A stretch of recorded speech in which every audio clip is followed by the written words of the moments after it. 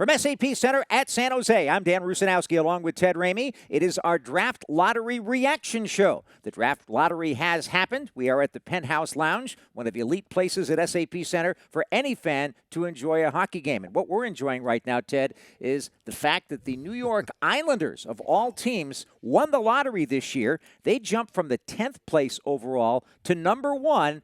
And, of course, four-time Stanley Cup champion Ken Morrow had a big smile on his face as the pick was announced. The San Jose Sharks dropped to number 2. The other part of that draft, the second drawing, was won by the Utah Mammoth, which is their new name. I want to call them the Utah Hockey Club, but fans in Utah, it is the Utah Mammoth, and they are going to be the 4th overall selection, which is a big deal for that organization. But let's get some reaction from this. My first reaction was the fact that the Sharks are going to draft second is a golden opportunity for this team to get an outstanding hockey player. There is no Macklin Celebrini necessarily in this draft, and we'll talk about this with a variety of people, including Scott Fitzgerald, the Director of Player Personnel of the San Jose Sharks. But overall, what was the reaction and the drama you thought happened here? I mean, I don't think anyone saw the Islanders coming, jumping 9 spots to get up to number 1. That was not on my bingo card for draft surprises today. I thought that was really exciting, and just the laughter that we could see just going on there from the complete shock and surprise of going up to that number 1 spot. But, you know, really, I had looked at this all along, and I didn't mind if the Sharks were going to give the number 2 pick overall, because that almost takes a little bit of the pressure off of them. I mean, last year it was a no-doubter. It was a Macklin Celebrini. That's where, you know, Mike Grier was gonna talk about that. And this year there's, you know, a lot more options. There's a lot more opportunity there. The other thing is the Islanders are in a very different place than where a lot of these other rebuilding teams are. They might be looking at that number 1 pick very differently, and there's no guarantee that Schaefer goes to them immediately at that number 1 spot. Now, that's where, if I was a betting man, I'd probably lean to, but that team is in a different place, in my opinion. But even with the Sharks, whether that's going to be any number of those players, and we can talk about them a little bit later, but they're in a good spot, and I think that Mike Grier talked about it on the final media availabilities after the end of the regular season. He said that he was offered a king's ransom for that number 1 pick overall last year. He obviously turned them all down, but, you know, he said he hadn't really given it much thought, but he was going to listen to what might be pitched his way. So Mike Grier, as he has done at every other point of his, you know, manning the ship of the San Jose Sharks, he's open to his options. He's always talking about his options. He's giving himself options. And I think that was maybe, you know, one of the things that I really enjoyed to hear from him. And we're going to hear from that in a second here. But just, you know, he's looking at this and thinking, hey, you know, there's anything that could happen with that number 2 pick, and I think that's why I'm very excited about it as well. There is, to me, no disappointment in not getting the number 1. No, not at all. And, of course, the Sharks have only had the number 1 pick overall once, and that was last year in their entire 30-plus year history. They had the opportunity and the fortune to have Macklin Celebrini sitting at number 1 that year. This year, the players are a lot more closer together, bunched in terms of what they potentially can do. You mentioned the name Schaefer. Matthew Schaefer, a defenseman for the Erie Otters of the Ontario Hockey League, has been regarded as the number 1 prospect by Central Scouting in the NHL. Now, that doesn't necessarily mean it corresponds with the Sharks scouting staff's evaluations, which are going to finish up in the next week to 10 days when they get together, when they have a last look at some of the picks at the prospects combine, the scouting combine that occurs in Buffalo at the very beginning of June. But one thing that's interesting about Matthew Schaefer, he's a very offensive defenseman, a left-handed shot, and has a lot of great abilities, much in the kind of manner of Sam Dickinson, who was drafted by the Sharks last year. But here's the difference. The difference is he only played 17 games this year. And so, in a sense, it's a lot like the COVID year when scouts couldn't really get a chance to look at these guys for any extended period. They only got a brief glimpse of what Matthew Schaefer can do. And I think they've got a pretty good idea of where he's going to go. But that kind of changes the percentage a little bit. And, of course, then you also have the possibility of where these players are coming from. Is it better in North America this year? Is it better in Europe this year? Where do the goalies fit into all of this? And I don't think that the goaltenders are necessarily at the top of the draft for number 2 overall, but maybe even later in the first round there might be somebody there. So I think that's going to create a little bit of drama. I think it will create some drama as well, but I wanted to come at some trivia here, Dan, because you know these things. This is the 3rd time, or there's been 3 times previously the Sharks have picked number 2 overall. Do you remember the last number 2 overall the Sharks picked? Well, let's see. I remember Patrick Marleau going number 2 overall. That's the last one. And I remember Andre Zuzin going number 2 overall. And I remember Pat Fullerton there you going go, number 2 overall. Can't forget Pat. There they are. So those are some good names, but, Patrick Marleau obviously is the one everybody looks at and the incredible career that he had. And, this right now just presents such an awesome opportunity for this franchise because we've known it since however long we've looked back at all these names, no matter who the Sharks, assuming they do use this pick, Mike Grier, who knows what he's going to do. I predict he does. I predict he uses it as well, but the caliber of players that we're looking at the top here, they are so good. They are so talented. The skill level of these young players, Dan, is at a remarkable level. And I also think that, the Sharks are building, they are collecting assets. They are working towards a future that's starting to become more visible. And I think that, last year we got to see what Will Smith and Macklin Celebrini were capable of. I think that was really fun. I mean, we'd been waiting an entire year longer to see what Will Smith can do. And I think that, what Mike Grier and his staff have been able to do is they're identifying the guys they want to go out there and get. And I think that he even alluded to it, and you'll hear from this in a second, about saying that, they're not at the point where they're going to be drafting for need as of yet. They're looking at talent. And I think right now Mike Grier sees a lot of talent in this draft. And also a lot of maneuverability. The Sharks have 2 picks in the first round. They obviously have some maneuverability with that second pick that they get from Dallas because of the Mikael Granlund trade. And so that's another option, too. What are they going to do? Are they going to move up? Are they going to move down? Are they going to try to get some veteran players to help the San Jose Sharks, not only in free agency, but perhaps at the trade table? And all those things could happen at the last second. And then you got all the other intangibles, right? One thing that Mike Grier has always said is that he believes in getting the best player available. So if you look at the Sharks and you say, well, they need to really build their defense, that means that they have to rate Schaefer number 1. That's not necessarily the case because they rate these guys on skating ability, on ability to get the first pass out if you're a defenseman, on their physical play, on the intangibles. The New York Islanders, there's a young man named James Hagens who's from Hauppauge, New York. That's on Long Island. Who knows? Maybe they end up trading the pick and going down because they like him, but yet they feel like they can get something else from somebody to improve their hockey team. You just never know. And the Sharks could theoretically do something like that as well. So I'm excited about it. And to your point about Hagens being from the area, it certainly worked out well with Celebrini having a history with the Bay Area and the Sharks and getting drafted here in San Jose. So sometimes there are, like you said, those intangibles, those other things that can make an impact on a player and their trajectory within a franchise. Well, that's right. And, of course, you never know how it's all going to go. A lot of things happen at the draft table, and that's unique, too, because this is a virtual draft now. The top group of players are going to be in Los Angeles for the television show, but all of the organizations are going to be in their own cities. And I think that the major reason for that is there's so much time that's compressed between the end of the Stanley Cup final and preparing for the draft and free agency on July the 1st, which is a very important factor for the San Jose Sharks. I think all of these things have caused the NHL to try this method of a virtual type draft, and we'll see how it works out. There's also many, many moving pieces on draft day, which helps to be at a central base, your location where you've got all your assets, you've got your boards, you've got everything that you want to look at. So I think that's another thing that these teams are really going to like. But the flip side of that is you can't walk across the draft the floor and talk to another team in private. You have to put them on the phone. So that's going to be an interesting scenario. But all in all, we have a lot of things to be excited about from a San Jose Sharks fan perspective for this game, for this opportunity, for this draft. The draft will, of course, be in June. We have the Combine coming up. It's going to happen very, very quickly. But right now, let us go to Mike Grier, who is standing by with a reaction with the media. Hey, Mike, what's your reaction to getting the number 2 pick? I think we're excited. We're going to get a good player. Whenever you're picking at the top of the draft, there's going to be some really good players available. So we're excited about the opportunity.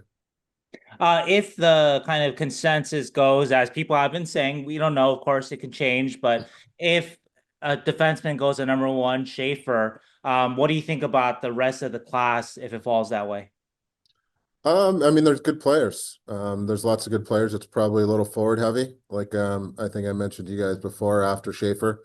But we still have meetings in the Combine and more work to do ahead as a staff to kind of see where it all shakes out. But, I think there's some really good players that'll be available for us. What are your initial thoughts on Michael Misa? Talented player, obviously had a record-breaking type year this year. And someone who's had exceptional status, and so talented player. All right, thanks, Mike. Max? Like one thing, it's different the way it was done this year. I don't know how much access you had in years past, but what did you think of the format, letting everybody watch the ping pong balls and being able to follow along? What did you think of the whole way it was produced this year? It was fine. I think it's kind of more for the fans, and I guess we'll see how their reaction is. I think that maybe the fans enjoyed having some drama in it and seeing it happen live, and kind of take some of the backroom mystery out of it, and see it happen live is probably good for the fans. I know the preparation in terms of the draft and what you guys might do and your rankings internally and whatnot, but obviously it's different this year with it being decentralized. How much might that change maybe a little bit of draft day procedure for you and maybe some the way you react, maybe your first introduction with whoever you guys pick at second overall? I mean, draft day will be, even though it's remote, it'll be the same process for us, going through our meetings and making sure we're prepared. And then day of, I guess it'll be a little bit like the NFL, right? We'll make a phone call after we make our selection, introduce ourselves, and then wait for the player to get here for development camp, and probably come here the next day. So I'm sure you guys have already done your due diligence on a lot of these top players, but does anything change in terms of how you might look at what might be available at two in terms of your scouting process and your rankings list now that you know where you are in the draft order? no, we'll didn't matter where we were going to pick, really. I think we have our process we'll go through. We'll get our list together, rank everyone, and put them in order, how we see the players, and wherever we pick, and we'll stick with the same process. All right, thanks, Mike. Go to Curtis? Mike, because you have you have your kind of your two centermen kind of locked up here for long term, and Celebrini and Smith. Do you look maybe towards the wing? Is that more of an area maybe you might look towards, considering you've already got Smith and Celebrini?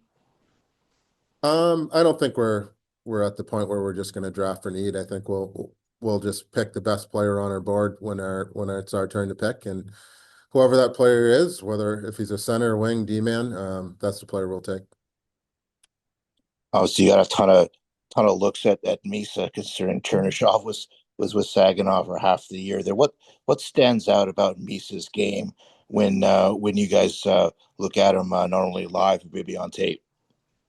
He plays a good 200-foot game. He's got a heavy stick. Sees the ice well, can make plays. I think he played in all situations. So, and he's kind of has a knack for scoring goals. So, really, really solid year this year. I think we've seen him a bunch going back to last year, scouting Prek. So, yeah, good player. And like I said, that when you're at the top of the draft, there's lots of good players available. He's one of them. When when we spoke to you in April there, you said if the right deal came along, you'd be open to trading it. Is that still kind of your mindset, maybe keeping an open mind about what might happen between now and the draft? Yeah, I definitely have an open mind to it. I always have to be open to anything that we think can make us a better hockey team and a better organization. And so, if there's a package out there that someone presents us with, we'll have to think it through and see if it makes sense for us to do. So, I'm always trying to be open-minded to things like that. I think it's fair to say that Schaefer would have been a really good fit in San Jose, considering the forwards you've drafted in recent years. And not saying anything about Dickinson. Obviously, he's a terrific player. But do you maybe look at checking in on the Islanders and see what maybe they have in mind, if they're open to moving that pick at all? I haven't really given that much thought, to be honest with you, and I don't know what the Islanders are thinking what they're going to do with the pick themselves. So, we'll take some time to let this kind of marinate a little bit and go through our options, and we'll kind of see where that goes. Can I just ask you too one more thing? I mean, is there any update on William Eklund and how he's doing right now? Obviously, it kind of looks like maybe averted a real serious injury, but any update on how he's doing? Yeah, I talked to Eki yesterday. I think he's doing okay. Obviously got a little bit of a scare, and I think he lucked out and we lucked out that it wasn't as bad as it could have been. So Had a little bit of an exploratory surgery today, and came out of it well. And now he's just going to heal up and start the rehab process. Do you anticipate him playing in the Worlds at all, or any issue No, with him being? Yeah, no, he'll be out of the Worlds. he won't play, I guess. Or sorry. He's out. Yeah, he's not going to play in this Oh, tournament. got it. Okay, and no issue with him being ready for camp or his off-season training regimen.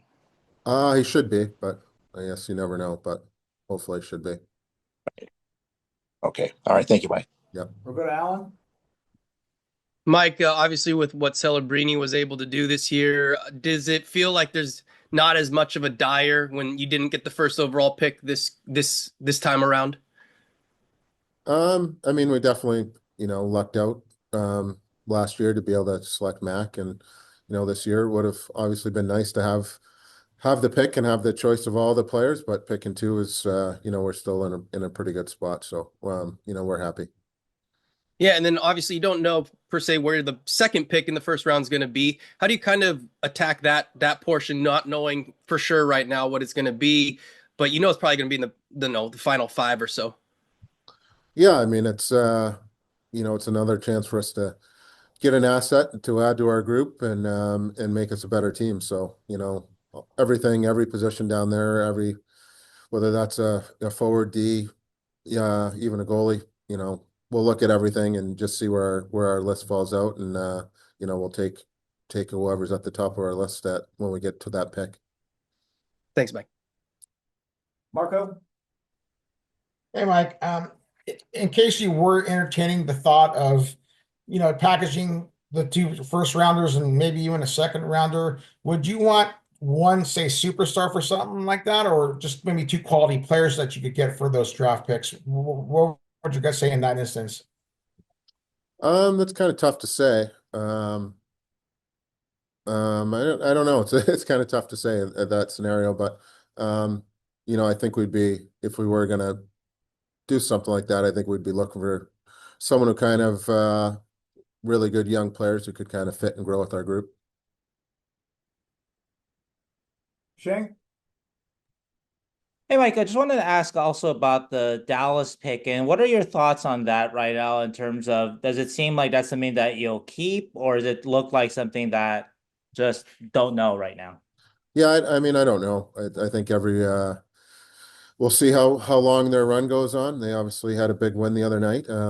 And I think, most teams still have meetings, their amateur scouting meetings to go, and are kind of getting everything in order for their off-season plan. So, we'll just kind of see what happens here over the next month or so and see what happens. How would you characterize the first round a little bit in terms of, is it kind of like a top five heavy? And then after, is there a certain number where it starts to be a little bit more of a crapshoot, maybe like 15 or 10 or 20? You know what? I can't really give you an answer for that yet, just because we haven't, we have meetings coming up in about a week or so. We'll go through our final list and rank everyone and get them in order. And until we do that, I probably don't really have a real solid idea of where maybe the drop off may be. So I don't want to misspeak and tell you something that's not true until we get all the information. Okay. And I want to ask you also about Macklin Celebrini. He was a Calder finalist today. Just how great is that? Just what's that say about the season that he had?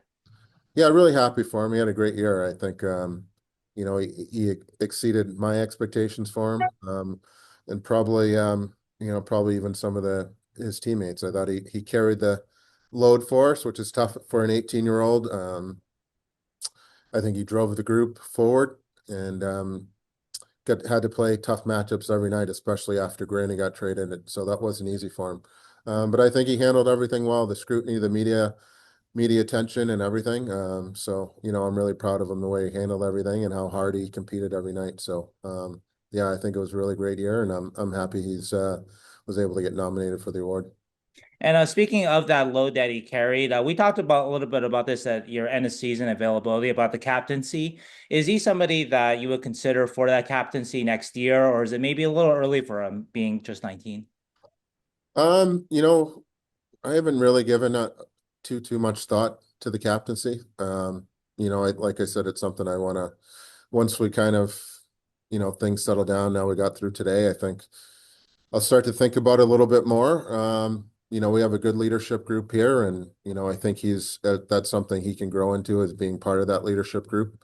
But he's got a lot on his plate already as a 18-year-old kid, and playing and handling the things he has to do. So I'm not saying yes, I'm not saying no, but I don't know if it's the time to add something else like that to his plate. Okay. Thank you, Mike. Take a couple more here, JD. Hey, Mike, following up on Eklund, right, who's going to be eligible for a contract extension starting July 1st. You look around the league, you see guys like Matty Beniers, Matt Coronado from the same age group. Are you going to be looking to potentially lock him up long term, let things play out, maybe look at a bridge deal, or kind of explore your options with him? Yeah, I think I think everything's probably on the table. I've met very briefly with his agent in Dallas last week, just to kind of get their sense of it, and so it was a good conversation. It was brief, but it was nice. I don't think we really know which route or which way we're going to go, but it's definitely something that's on our radar. Especially because, you look at, right, the Sharks, you guys have a lot of young players here, and there has been a lot of change. Eklund kind of feels like that first piece, a part of this rebuild before, Celebrini and Smith. So how important is it to you to kind of, as you start to kind of set this foundation, having a guy like Eklund around long term? Yeah, I think it's important for us to try and keep our top players around, and make sure we start to build the foundation. Like you said, I think, we've peeled back so much and made, we've moved out a lot of guys that I think hopefully now we're starting to transition in the phase where, we lock guys up and build that foundation, and have guys that are going to be here and be a part of it for a long time. All right. Thanks, Mike. And we'll finish up with Alan. Hey, Mike, do you feel like maybe the top 5 players in this draft, whoever it may be, they have an opportunity to come into camp and compete for a spot this season? Yeah, it's tough to say. I think it's up to the player. It's up to the player, and see how they do at camp. But to play in the NHL as an 18-year-old kid is extremely difficult. Macklin, like I've been saying all along, is kind of the exception to this. So, we'll have an open mind to it and see how camp goes and everything like that. But, it's not an easy thing to play in the league at that age. So we'll just have to see how camp goes, and we'll take it from there. Well, as always, Mike Grier is close to the vest when it comes to the cards that he's going to put on the table, but he's also pretty forthcoming with what he does tell you. And I think that the most important things that he said was that, number one, he will consider all options for the draft pick and for the entire draft, whatever selections the Sharks have. The second thing that comes to mind for me is the Sharks are committed to selecting the best player available at every position that they draft at, which puts some very, very important stock in the final analysis that they put together, and that's coming up in the next couple of weeks. Those are my initial observations. Yeah, I think the options thing, and like we referenced earlier, Mike talked about the Ricky Williams draft idea of offering everything for a player a year ago.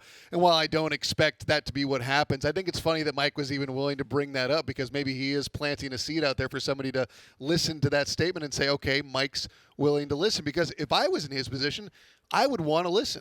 You don't have to do anything by listening. You just have to listen to see what another team or another general manager is willing to move. So I think it's interesting to watch him bring that up to what you also said about him talking about going for the best player available. I think that's always the way to do it, because whether or not that is your specific need, one way or another, you're most likely to end up with a darn good player. And I think that if we look at this draft, there are a number of good players. I also enjoyed that he just talked about, needing to still work things out. He was being much more nebulous than a year ago when he was willing to say it's going to be Macklin, as opposed to this year. He had very, very kind things to say about a lot of the players. He referenced when asked about Michael Misa, for instance, who a lot of people are looking at right now with San Jose, because that's the guy who moved up big in the draft boards as the season went on, and also the association with Chernyshov, which is something that's fun to think about, but we don't know how that relationship translates from a lower level at the OHL into the NHL. It's fun to think about, but there is no guarantee that that chemistry continues. Well, it reminds me of the story of the very first draft in San Jose Sharks history, way back in June of 1991. The Sharks did not get the advantage of being an expansion team in the Vegas Golden Knights mode for the draft. In fact, they did not get the first pick overall because it happened to be the year that Eric Lindros was going to be the consensus number one, and the league wanted the Sharks to come in a year later, but George Gunn wanted to come in the 91-92 season, and so they got the second pick overall and the first pick in each and every other round. Now remember, there were only 22 teams in the NHL, including the Sharks, in that particular draft, and they had 3 picks in the top 30. So here was their thinking. The thinking when they were looking at that second pick overall, after Lindros went to the Quebec Nordiques at the time, was to say, all right, who are the players that we're looking at? And they looked at a forward and they looked at a defenseman. And they said, if we take the defenseman, we know that we're going to get an outstanding prospect who's going to have an excellent National Hockey League career. However, that word chemistry came up. The league wasn't doing the Sharks any favors at the time in terms of getting good players to start their career, or I should say top players, because they did get some good ones. But what ended up happening was they said, if we take the forward instead of the defenseman at number 2, one of his line mates might be available at number 23, and we think he's got a good chance of a career. And then there's this other defenseman that's going to be in the high 20s or might actually be available at number 30. So instead of getting one player that we know we're going to get for sure that's going to be a good player, we'll get 2 forwards who can have chemistry and start to build that with the team, and maybe we'll get that offensive defenseman as well. We'll figure out a way to make sure that happens. And with that, they drafted Pat Falloon second. They drafted Ray Whitney, who had a 20-year NHL career and a Stanley Cup championship career, 23rd. And then they drafted Sandis Ozolinsh 30th. And so that looks pretty good, and it makes sense. The only problem is that the New Jersey Devils had the next pick after the Sharks, 3rd overall in that draft, and they took the defenseman the Sharks were looking at, and that, of course, was Scott Niedermayer, one of the greatest defensemen ever to play. You don't know what they're going to be like when you draft them at 18. You have hopes as to which way they can go. And as it turned out, Ozolinsh had a first-team NHL All-Star career. He won a Stanley Cup championship in Colorado, ended up coming back to the Sharks near the end. But you know, it really was a great story to tell as to how people develop and how things happen. And, of course, you compare that to Marc-Edouard Vlasic in the second round, or Joe Pavelski, 205th overall, and Yevgeny Nabokov, 219th overall. The same thing's going to happen in this draft. It's going to happen again. There are going to be players that are drafted late that nobody talks about going in with all the hype, and they're going to turn out to be some of the best players in that draft. And the Sharks, fortunately, have a lot of selections. They do. And also, Dan, I will say we're getting a look at a lot of those players right now with the Barracuda in the playoffs. We've been able to see Quentin Musty get out there. We've obviously watched Luca Cagnoni, Beestead make his impact. Colin Graf, once again, even though he wasn't drafted, he was signed as a free agent after being undrafted.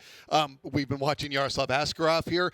My favorite part about these playoffs that have maybe gone a little bit undersold is that the Barracuda, for the first time in the postseason since the 2021 season, first time with John McCarthy at the helm, they've played 4 postseason games. They've won 3 of them. They've been tight, contentious, rough, nitty-gritty playoff hockey games, and they've been able to answer the questions that they've had presented to them. And I think it's been really fun to watch them walk away with that series win against Ontario, and then in a really tough game last night where you and I were hanging out watching the entire time. Fun game. They were able to come through with that overtime power play goal with Daniil Gushin being in the right place at the right time after Colin Graf was also there right in front. And watching these guys develop in these big games, this is exactly what the franchise wanted going back a decade when they brought the Barracuda from Worcester, when they were then the Worcester Sharks, here to the Bay Area. You get a greater view at these guys. You've got Tech CU Arena rocking, the first time we've seen 2 playoff games in this building, and you're watching these prospects develop right in front of us. Well, that's right. And there's nothing like best of 5 and best of 7 series against men that's going to help you evaluate where you are as an organization, but also to help your young players develop. And you were referencing some of the physical play, Sabarin going in and nailing guys, and Regenda getting involved and getting net front. These are players that aren't the so-called top prospects for the Sharks, but they're important building blocks. And let's not forget, too, that the organization invested in the Barracuda this season by bringing in the MVP of the league and the leading scorer in Andrew Podorowski and bringing in the captain, Jimmy Schultz, to this team. They paid more money to get those guys here to provide leadership at that AHL level because they put so much emphasis on learning not only how to develop as a player, but learning how to win. And I think that bodes really well for the future of the San Jose Sharks. And it's exciting right now. Everybody needs to get to Tech CU Arena. Hopefully there is round number 3 after they go back to Colorado with a 1-1 score after 2 games. They got to win 2 out of 3. If they can do that, the organization will take a major, major step forward. No, I agree very much so, Dan. And obviously it's very tough sledding from here on out. They go to Colorado for 3.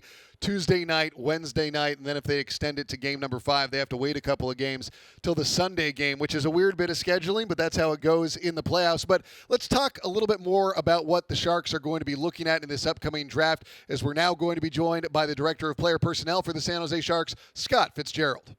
The man who directs all of player personnel for the San Jose Sharks organization is Scott Fitzgerald, one of the best in his position in any team in hockey, and we are very pleased to have him on our Draft Lottery reaction show.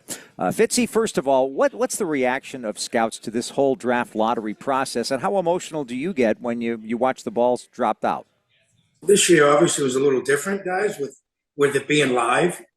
Them holding the cards last year with the Macklin stuff, it seemed a little bit more dramatic this year. And then when they added in the numbers for that last pick, you kind of had you obviously have an idea when the number comes up, a new wrinkle. So, I mean, it's exciting, but at the end of the day, it's where you're going to end up is where you end up. You can't control it, so you try not to worry about it. And the work's getting done all year, so wherever we pick, Chris Morehouse and his group will be ready to roll. Does this, now knowing that you have the number 2 overall pick, does this allow you to kind of trim the fat and focus on this pick, or is it still an area now where there's so many moving pieces where you're still not at that part yet and really the fat doesn't get trimmed until that number 1 pick is in? No, right now, Ted, we start up our final meetings next week. We still got a lot more work to do with that and the combine and all that stuff. Now that we know we're going to be picking that in the 2-hole, we'll probably do a deep dive on a half a dozen guys. Again, like I said, Chris Morehouse and his staff have done an outstanding job in the 2 years previous, but also with the due diligence. So our guys in their areas know these guys well. It's just a matter of getting all the pieces of the puzzle on the table and connecting it at final meetings, combines, and then leading up to the draft. We'll do two or 3 days in San Jose because it's a remote draft this year, unlike the previous years. So, again, at the end of the day, the work will get done, but we probably got a half a dozen guys that we'll really drill down on. And like I said, at the end of the day, Chris and his group will be 100% ready, and we expect good results like we have the last few years. Part of that process, obviously, in your due diligence has got to be to analyze where your last couple of drafts have gone, how those players have developed, and how do you feel about that process so far? Well, I think we've done a good job addressing some needs. Right, some of the bigger prospects, Macklin and Will, are already there, so it's it's a little bit easier with those guys seeing the future. But Quentin Musty is a heck of a player, along with Chernyshov, and there's a bunch of guys that have done well. But we don't have enough time to mention all of them. But we're happy with what the mandate that Mike has passed down. We want competitive skill, skating, and size and all that stuff, all in the one package. So does that, excuse me, I was going to say, does that, idea of what you're looking for, how much do you put that against what the player is at this point and the talent they're showing? Because I know there's always the wants that you want a player to develop, especially the mentality and maybe having a little bit more of that chip on their shoulder, but you also look at what the player is right now. I mean, do you try to find a happy medium, or do you hope that you can maybe get a guy who's got a lot of what you want and then develop the other aspects, maybe those the mental side of things? I think that's the hardest part, is the projection, Ted. Especially with the amateur draft guys, it's not like the NFL where most guys are playing in one spot. The kids are coming from all over the world, all different levels in Europe, all different levels in the United States, whether it's college, CHL, USHL, North American League, or even Minnesota High School, New England Prep. It's just so many levels to balance what's what. I think that's probably the hardest part. In the projection piece, again, this isn't the SEC football, right? Where you're seeing it's very close to Sundays. The guys who are doing it on Saturdays more than likely to do it on Sundays, and that's we're not so lucky enough for that to be the case. So the projection piece is, I think a lot of guys will rely on their past experiences, whether it was working for the San Jose Sharks or other teams. And, at the end of the day, a couple of things. There are guys that have no chance to play will play, and there's guys that can't miss that miss. It's just, there's no formula. There really isn't a formula. You do the due diligence and you hope with the hard work and your process, you pick the right players. For the years that you've been with the Sharks, one of the things that you focused on is the first 2 rounds of the NHL Draft, and obviously that gets the most attention. Chris Morehouse, of course, works very closely with you on that. How do you think that's worked out in terms of being able to get the absolute best player for the Sharks in those first 2 rounds? Yeah, again, it goes back to Mike and the mandate. Chris has done a great job. I feel lucky to help in any way I can with him and his staff. At the end of the day, it's just consistency in what works. You just got to keep the repetitiveness and going back to it. It takes time. Again, guys have been in other organizations. So it's just at the end of the day, I think we're going to do a good job here. I think we're going to pick the right players.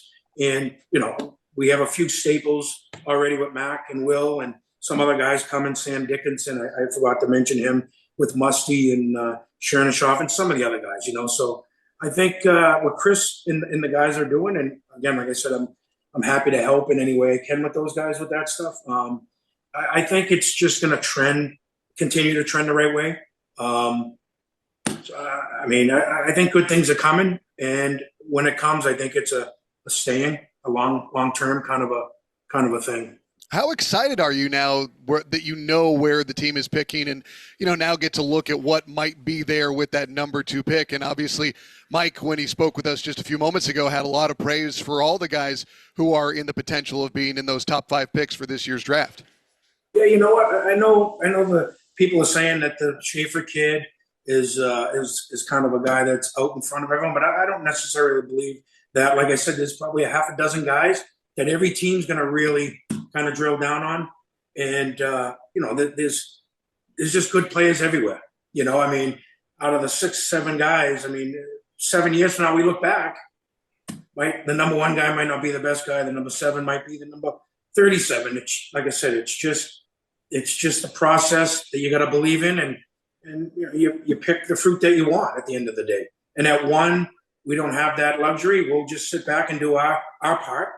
And whenever it's our time to go at 2, Chris and the guys will be ready, and there'll be no hesitation.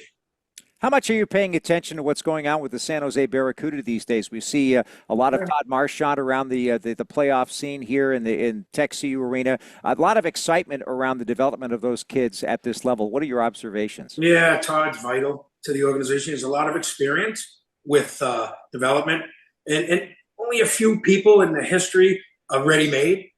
And the development piece is so important. There's so many components to it. The player's conditioning, mindset, other things that go on in their daily life that could get them off track. And Todd and his staff, with Luca and Tommy Wingles, have done a good job keeping a pulse on the group we have. And it's exciting. And to the Cooter, this year's been an exciting year. Get off to a really good start early. A little bit here, a little dip, some recalls, some injuries. That happens to everybody. But you know what? It was a big win last night in overtime, and off to Colorado. Let's see if we can, like we did in LA, let's go and get 2 wins on the road here. It's going to be exciting. One thing we want to talk about is you've got the draft combine coming up, and then, of course, your meetings that you talked about, discussing perhaps 30 guys that you're looking at in that final list. What are the final criteria that comes down to it after seeing these guys so many times? What changes in those final days to make that final list in order that you like? I don't think a lot changes, Dan. I think the guys, they do such a good job with the information, the viewings, video, interviews. There's no rock left unturned. So I think at the end of the day, it's just sharpening up final meetings here. But then we also have the NHL Combine where you get some time with the kids, not a lot, but you get a little bit of a feel with the players here. And then, again, we meet prior to the draft in San Jose, and we just put the kind of finishing touches on it. But it's just a process. It's hard to explain. It's a September to June type of a thing, and we don't put more weight into June or May than we did October, November. It's a long play, and that's kind of how we do it here. I don't know how other teams do it. I'm going to jump in with one final one for you, Scott, because I think it's a question of relativity. The bar has been set very high by what we saw from Macklin and Will this year. Is that almost unfair to the next wave of prospects that will come through with this team, whether we're talking about this year's draft or other guys who are still in the pipeline? No, I don't think so, Ted. I think we want a competitive culture when the day's over, and we want our alphas driving, and we want everyone else chasing, and that should get the best out of everybody when you have that competitiveness internally for whether it's roster spots or ice time. It's paramount in any success in any sport or any work in life, So I think having those couple of the two alphas out front, it's going to help everybody else, and hopefully we can have 8 to 10 alphas at some point. Well, you guys are doing a fantastic job, Fitzy, and we really appreciate the time you spent with us today. Everybody's really excited about the opportunities this draft is going to bring us, so thanks a lot.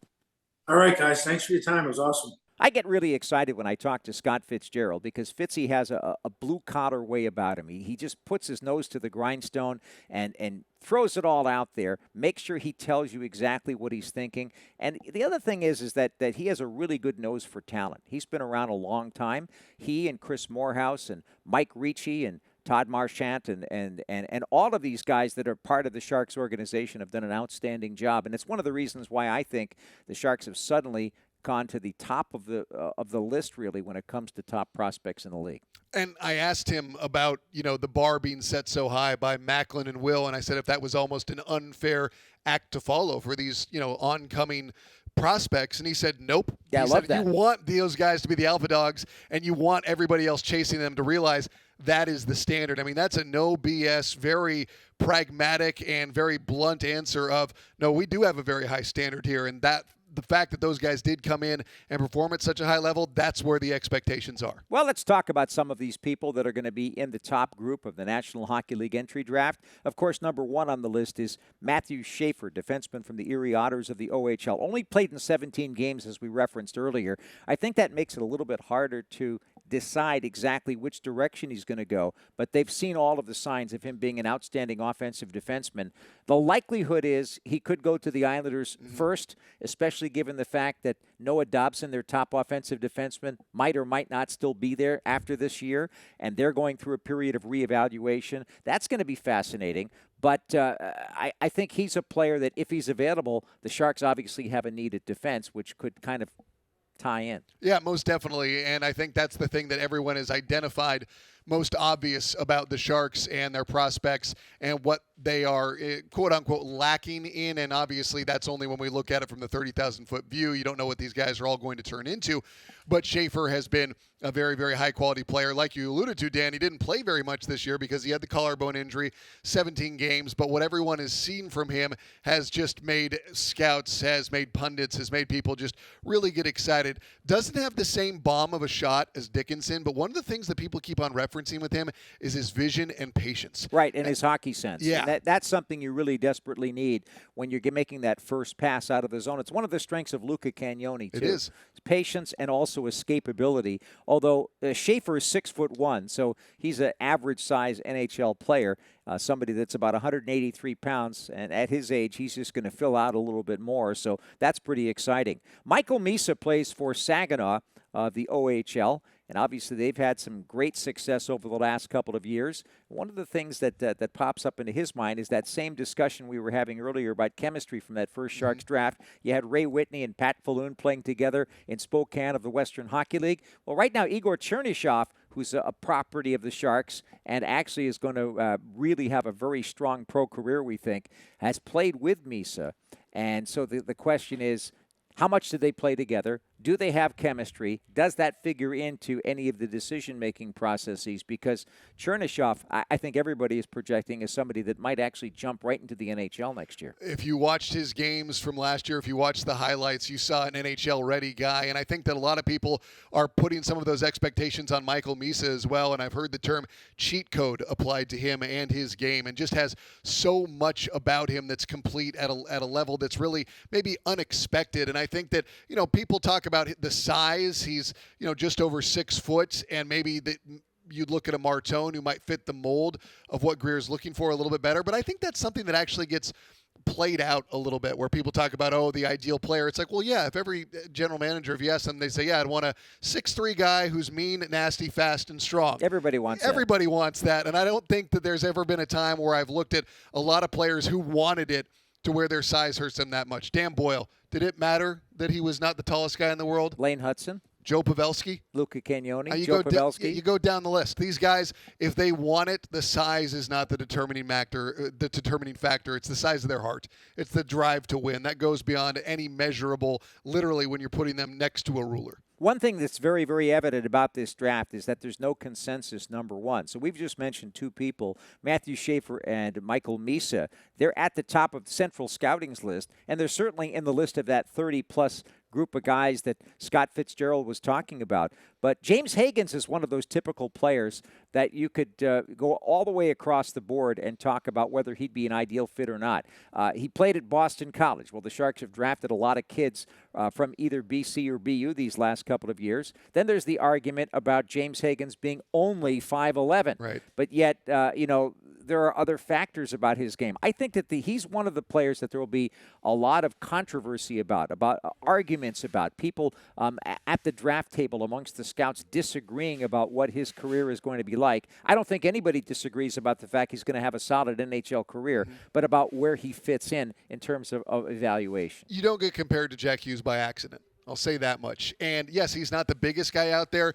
If you go back about September, he was the guy that people started projecting as the number one overall pick. So, obviously early projections change, and they did over the course of the year. Obviously, Schaefer jumped up the list, then the injury knocked him back a little bit, and then Michael Misa with the season he was having, really got on people's radar a little bit more. And then especially when Craig Button said he could make an argument to have him number one overall, that got a lot of people's attentions as well. But, Higgins, at a program like Boston College, if he stands out, that means something very, very important in today's world, as we just saw right here in San Jose. Only a freshman, and you could kind of compare it in some sense to Philip Biested with the San Jose Barracuda. He's only 20 years old, and yet he's the number 2 center in the American Hockey League. That's a big responsibility, and Hagen's going to a program where Will Smith just left.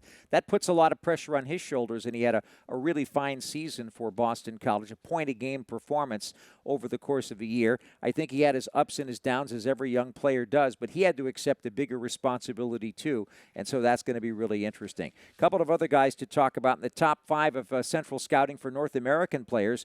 Jake O'Brien was ranked 4th. He's a center from Brantford of the OHL. He is from Ontario, and he's got a lot of different tools in that toolbox. I think hockey sense and the ability to make plays is something that everybody talks about with him. And then the number 5 guy is a defenseman who's a Hulk. Radim Mertko is playing for the Seattle Thunderbirds of the Western Hockey League, that same program that produced Patrick Marleau a couple of decades ago. This guy is 6'6", and here's something else. He's a right-handed shooting defenseman, which is always valued by scouts. So I'm interested to see exactly where he fits in terms of that top 6 group and where he might fall, whether he's going to be higher or whether he's going to be lower. You may remember last year, Beckett Seneca, who was drafted by Anaheim, much higher than everybody thought, is turning out to be a pretty good prospect for the Anaheim Ducks. And so these are things that happen as the years go on, with the players getting a little older, more seasoning, and that's what I'm looking at for this kid. I also want to bring up a name before we finish up here, Victor Eklund, the brother of William Eklund, who it sounds like he's going to be out for a couple of months in the offseason. You mean William?